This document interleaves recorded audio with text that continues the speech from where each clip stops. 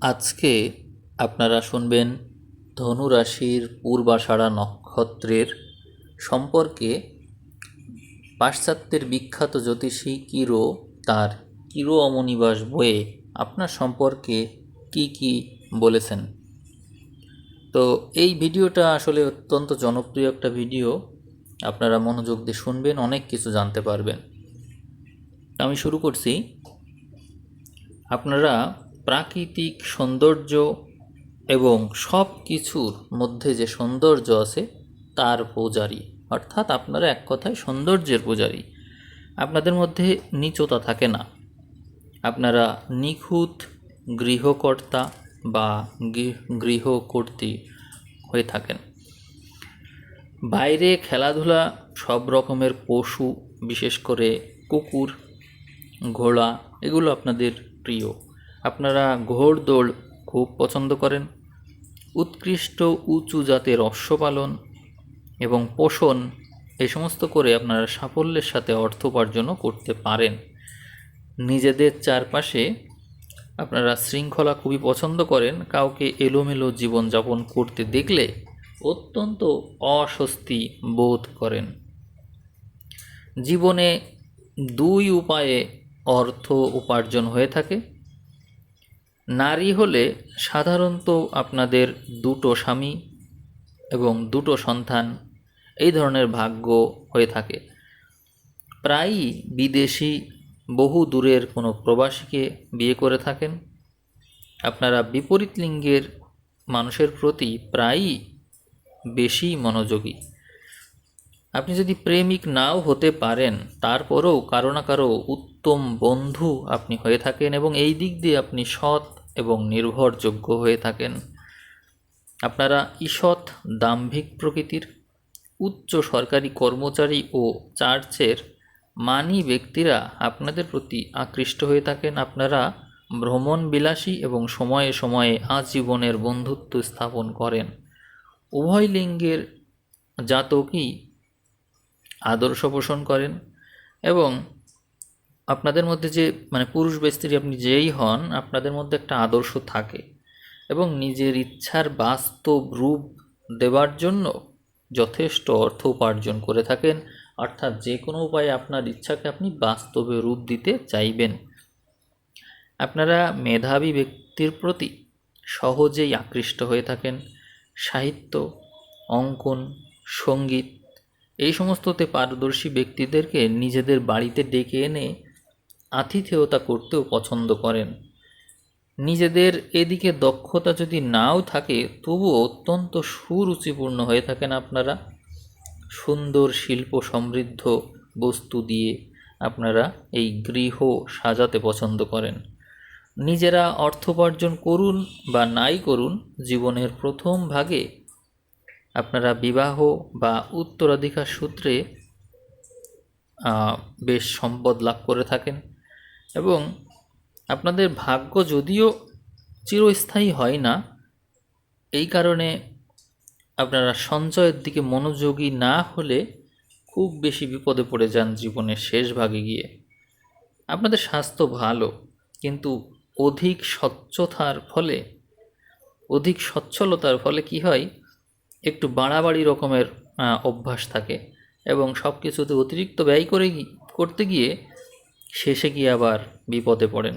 আপনাদের শেষ জীবনে কর্কট রোগ, অন্ত্রে বা বুকে টিউমার হতেও দেখা যায়। আপনারা চাইলে শুভ রং হিসাবে, যেটি কিরো বলছেন, যে আপনারা চাইলে ফিকে বেগুনি, ভায়োলেট, গাঢ় বেগুনি, সব স্তরের নীল রং, গাঢ় ও ফিকে সব রকমের লাল রং, এগুলো ব্যবহার করতে পারেন। এগুলো রং হিসাবে শুভ। এছাড়াও তিনি বলেছেন রত্ন হিসাবে আপনি ব্যবহার করতে পারেন অ্যামেথিস্ট, টারকুইজ, চুনি, গোমেদ, লাল পাথর, এগুলো ব্যবহার করতে পারেন। আপনারা যে সময় জন্মেছেন, এই সময়েও বিখ্যাত ব্যক্তি কেউ জন্মেছেন। তারা কেউ ছিলেন নৌযোদ্ধা, চলচ্চিত্রকার, বিখ্যাত লেখক, গভর্নর জেনারেল, লেখক ও দার্শনিক, চিত্রনাট্যকার, ঐতিহাসিক, ধনপতি, চলচ্চিত্রকার, অভিনেত্রী, নেতা, কবি, সমালোচক, এরকম অনেক ব্যক্তি আছেন যারা এই সময়ে জন্মেছিলেন। আপনাদের বিষয়ে বলতে গেলে বলতে হবে যে আপনারা কোনো কাজ যদি শুরু করেন, সেই থেকে একাগ্রভাবে তাতেই লেগে থাকতে পারেন, তাতেই মত্ত থাকেন, শেষ না হওয়া অবধি আপনারা অন্যদিকে তাকাবার অবসরই পান না। আপনারা এত দ্রুত চিন্তা করেন যে প্রায়ই অন্যরা আপনাদের কথা বুঝতেই পারে না, এবং আপনারা অনেক সময় যদি শোনেন যে কেউ ধীর গতিতে, যেমন আমি কথা বলছি অত্যন্ত ধীর গতিতে, তো আপনাদের ভিতরে এমন হয় যে আপনারা ধৈর্য সহকারে শুনতে পারেন না কথা, অসহিষ্ণু হয়ে ওঠেন, অর্থাৎ টেনে টেনে শোনা বা হচ্ছে ব্যস্ত আর একটু দ্রুত বলতে বলা, এই ধরনের প্রবণতা থাকে। অর্থাৎ আপনাদের মধ্যে সহিষ্ণুতার মাত্রা ক্ষেত্র বিশেষ অনেক কমে যায়। আপনারা দ্রুত চিন্তা করতে পারেন বলে এই বৈশিষ্ট্যটা ডেভেলপ করেছে। নিষ্ঠুর সত্য বলতে আপনারা ভয় পান না। নিজেদের স্বার্থ বিরোধী যদি হয়েও যায় তবু আপনারা সেদিকে ভ্রুক্ষেপও করেন না। এতে আপনার যদি লসও হয় তবুও আপনি সত্য কথাটা অবশ্যই বলবেন। এটি আপনার এক বিশেষ বৈশিষ্ট্য। আপনারা কাজে হাত দিলে আর থামতে জানেন না, অক্লান্তভাবে আপনারা মেতে থাকতে পারেন সেই কাজে। ফল শক্তিক্ষয় এবং মৃত্যু, তাই অক্লান্তভাবে লেগে থাকা একদমই উচিত কাজ নয়। ব্যবসা বা অন্য যে কোনো কাজে আপনাদের উদ্যমের শেষ নেই, কিন্তু একটি কাজে আবদ্ধ হয়ে আপনারা থাকতে পারেন না, ফলে দৃষ্টিভঙ্গি দ্রুত পরিবর্তিত হয়। যতদিন রাজনীতি নিয়ে থাকেন, সেই রাজনীতির মধ্যেও রাজনৈতিক মতের বহুবার পরিবর্তন হয়। আপনি যদি পাদ্রী হন তবুও দেখবেন আপনার ধর্মমত বারবার বদলে যাচ্ছে। পেশা পরিবর্তন বারবারই হয় আপনাদের জীবনে।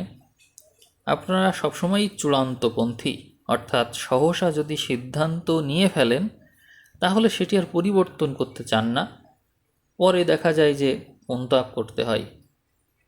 কারণ আপনি যে ভুল সিদ্ধান্ত নিয়েছেন সেটি স্বীকার করতে আপনার গর্বে আঘাত লাগে। ক্ষমতার প্রতি আপনাদের রয়েছে প্রবল আকর্ষণ। আপনারা কোনো একটা কাজ উদ্যম নিয়ে প্রাণপণে শুরু করলেন, সেই কাজটিতে আপনারা সফল হলেন না, এবং সেই কাজটি শেষ হওয়ার আগেই যদি দেখেন তা হবে না, তখন সাথে সাথে সেই কাজটা ওখানেই শেষ করে দিয়ে ভিন্ন পথে চলে যান, এবং বাকি জীবনে আর কখনোই সেই বিষয় নিয়ে আর প্রচেষ্টা করতে দেখা যায় না। এই হচ্ছে আপনাদের এক বিশেষ বৈশিষ্ট্য। আপনারা পুরুষ বা মহিলা যেই হন, খেয়ালের বশবর্তী হয়ে হঠাৎ বিবাহ করে ফেলেন এবং পরে তার জন্য অনুশোচনা করতে হয়। কিন্তু এই সত্য স্বীকার করতে আপনাদের অহমিকায় বাধে, এবং প্রায়ই আপনারা আদর্শ দম্পতি হিসেবে বাইরে পরিচিত হন, কিন্তু ভিতরে তো ভিন্ন কথা। অর্থাৎ একটা কথা আছে যে বাইরে রাম সীতা, কিন্তু ভিতরে জলে রাবণের চিতা, এরকম একটা বিষয় থেকে যায়। আইন শৃঙ্খলার প্রতি আপনাদের বিশেষ ঝোঁক থাকে।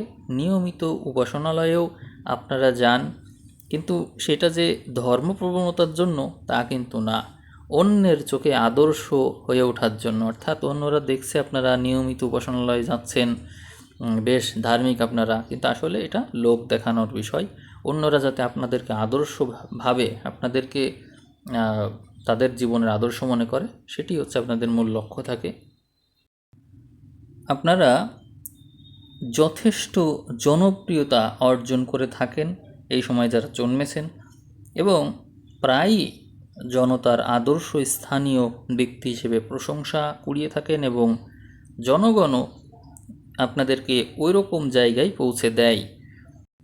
আপনারা পুরুষ বা নারী যেই হন, আপনাদের মধ্যে নারী জাতি অধিক উন্নত মনা হয়ে থাকে, এবং স্বামী ও সন্তানদেরকে জীবনে প্রতিষ্ঠিত করার জন্য জীবনের শেষ পর্যন্ত আত্মবিসর্জন দিতেও রাজি থাকে।